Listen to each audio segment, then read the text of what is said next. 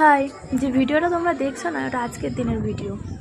আর আমি জানি না কেন আমাদের নর্থ 24 পরগনার ট্রেনগুলো এত কেন ঝোলায়। তো ক্যান্টনমেন্ট থেকে জংশনে ঢোকার সময় 10-12 মিনিট এনাফ। প্রত্যেকবার এরকম সিচুয়েশান ক্রিয়েট করে। আজকে 1 ঘন্টার ওপর আমরা দাঁড়িয়ে, সবারই কাজ থাকে, কেউ 1 ঘন্টা এখানে ওয়েস্ট করার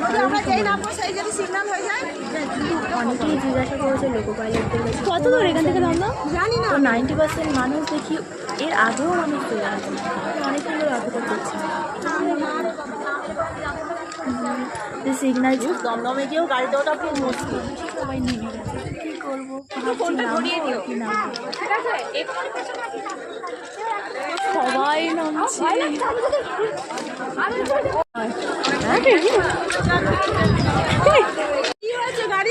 গাড়ি কি হয়ে জানবে? গাড়িবাবু হেঁটে নেবে চলে গেল।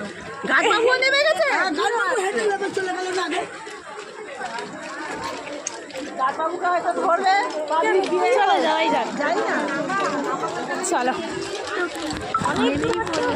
চলো হেঁটে হেঁটেই পাড়ি দিই 1 কিলোমিটার পথ।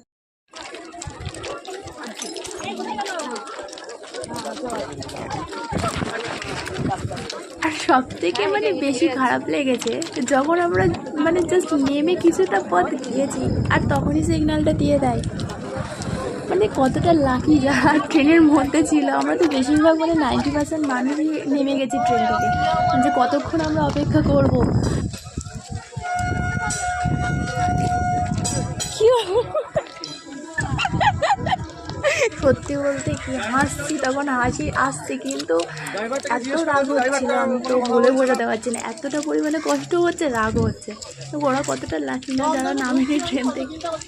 কিন্তু লোকো পাইলটদের একবার উচিত ছিল আমাদের সবাইকে আর কি উঠতে বলা, ততক্ষণ পর্যন্ত ট্রেনটা না ছাড়া।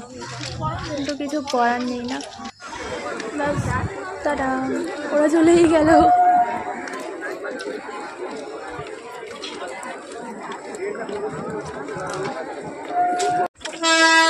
তখন পর্যন্ত ঠিক ছিল, বাট সামনে থেকে যখন ট্রেন আসছে, মাই গড, আমরা কোন লাইনে যাবো, একবার এই পার্টি করছে একবার এই পার্টি করছে। সিচুয়েশনটা সত্যি এরকম বাজে সিচুয়েশান আমার লাইফে ফার্স্ট টাইম হলো। আরও কত কি হবে তার নেই ঠিক। একটা গেল, এরপরে পরপর টোটো 2 দিক থেকে আসছে।